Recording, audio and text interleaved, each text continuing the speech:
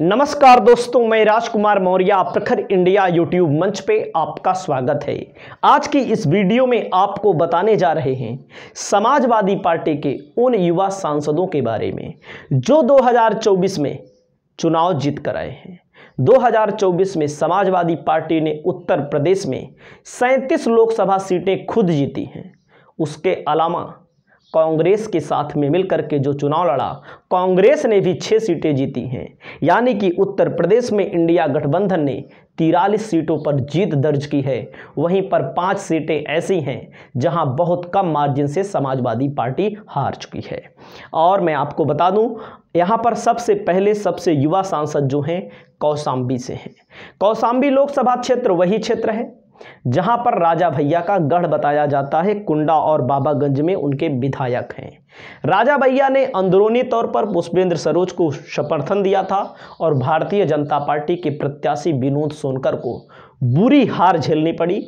और पुष्पेंद्र सरोज की उम्र जो है 25 साल है। पुष्पेंद्र सरोज लंदन में पढ़ाई करते हैं और पुष्पेंद्र सरोज के पिताजी इंद्रजीत सरोज समाजवादी पार्टी के राष्ट्रीय महासचिव हैं। राष्ट्रीय महासचिव के अलावा 5 बार के विधायक हैं, पूर्व में कैबिनेट मंत्री भी रह चुके हैं और समाजवादी पार्टी के मुख्य नेताओं में पहली पंक्ति में खड़े होते हैं। और वहीं पर मैं आपको बता दूं, पुष्पेंद्र सरोज को 5,09,787 वोट मिला। यानी कि जो उन्होंने जीत दर्ज की है 1,03,944 वोटों से। और भारतीय जनता पार्टी के विनोद सोनकर को 4,05,843 वोट मिला। हार चुके हैं 1,03,044 वोट से, 944 वोट से।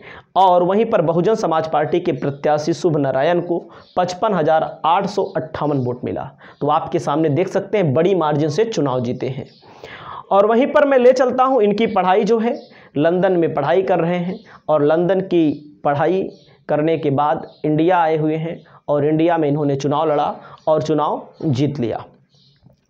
और मैं आपको बता दूं, सबसे ज़्यादा चर्चा पुष्पेंद्र सरोज के बाद या पुष्पेंद्र सरोज के साथ है तो प्रिया सरोज की है। प्रिया सरोज मछली शहर से सांसद चुनी गई हैं, जिसको मैंने आपको पहले भी बताया था। जो मैं पोल ला रहा था तो मुझे तो पता था वहाँ का जातिगत समीकरण, राजनीतिक समीकरण क्या है, चाहे कौशाम्बी हो चाहे मछली शहर हो, हमारे बगल की लोकसभा सीटें हैं ये सब। प्रिया सरोज की उम्र लगभग 25 साल से प्लस है, क्योंकि सांसद बनने के लिए कम से कम उम्र होनी चाहिए 25 साल, मतलब 25 साल से ज़्यादा है, यानी कि अभी 25 साल की ही आप मानिए।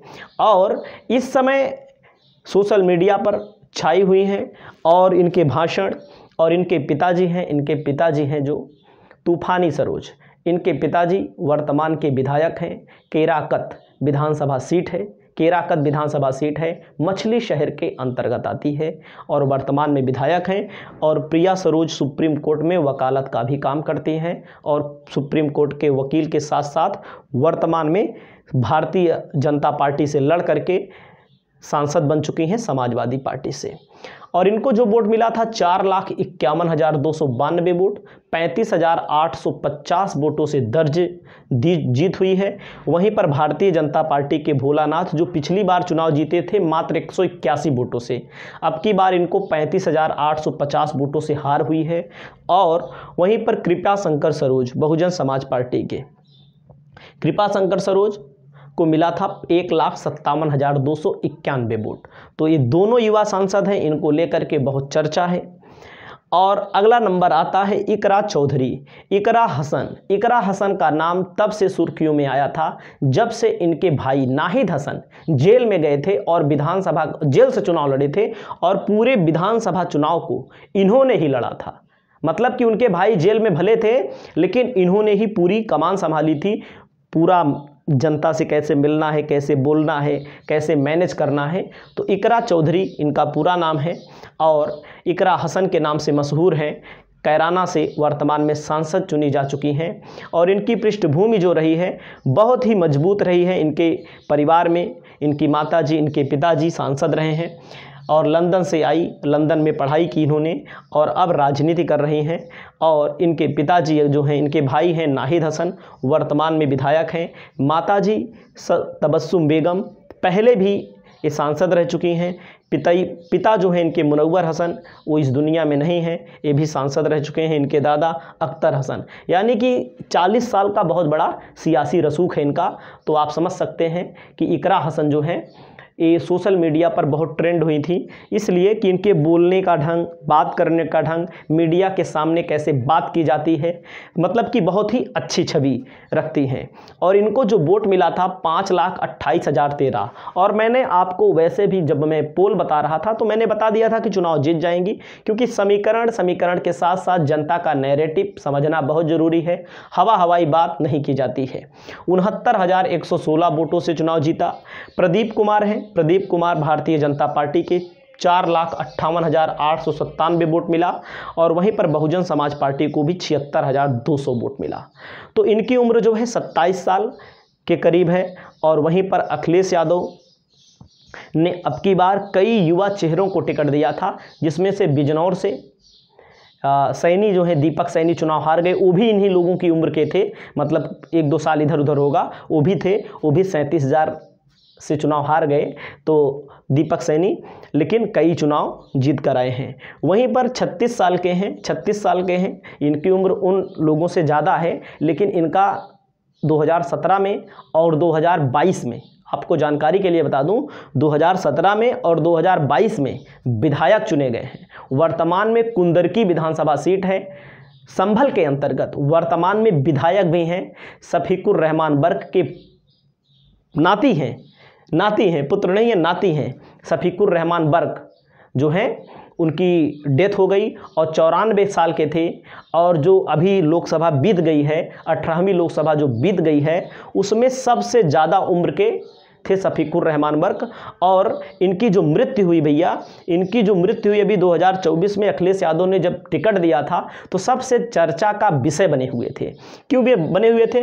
कि बीमार भी हैं, 94 साल की उम्र है, इनको अखिलेश यादव ने टिकट क्यों दिया? तो ये 5 बार सांसद, विधायक, मतलब कि कई बार। और 2014 में मोदी की लहर में हार गए थे, केवल 5-6 हज़ार वोटों से चुनाव हार गए थे। लेकिन 2019 में बीजेपी को बहुत बुरी तरह परास्त किया था। 1,74,000 वोटों से बीजेपी संभल में चुनाव हारी थी।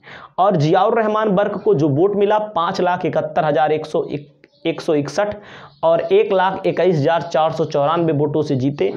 वहीं पर अगर हम बात करें परमेश्वर लाल सैनी भारतीय जनता पार्टी के 4,49,667 वोट, चुनाव हार गए। बहुजन समाज पार्टी को भी यहाँ पर 1,52,460 वोट मिला। तो अब मैं आपको बता दूं, समाजवादी पार्टी का जो इतिहास समाजवादी पार्टी ने रचा, समाजवादी पार्टी को बीजेपी से ज़्यादा सीटें मिली। बीजेपी दावा कर रही थी कि 80 की 80 लोकसभा सीट जीत लेंगे। हालांकि 80 की 80 तो नारा था, उनको भी पता था 80 की 80 नहीं जीत पाएंगे। जैसे पूरे देश में 400 का गुब्बारा फुलाया गया था, वैसे उत्तर प्रदेश में 80 की 80। हालांकि उनको ये मालूम हो गया था कि 70 सीट तो हम जीत ही लेंगे, लेकिन उनको ये नहीं पता था जो विधानसभा चुनाव में समाजवादी पार्टी ने प्रदर्शन अच्छा किया, वह वोट बैंक उनको नहीं पता था, या तो जानबूझकर कुछ कह रहे थे।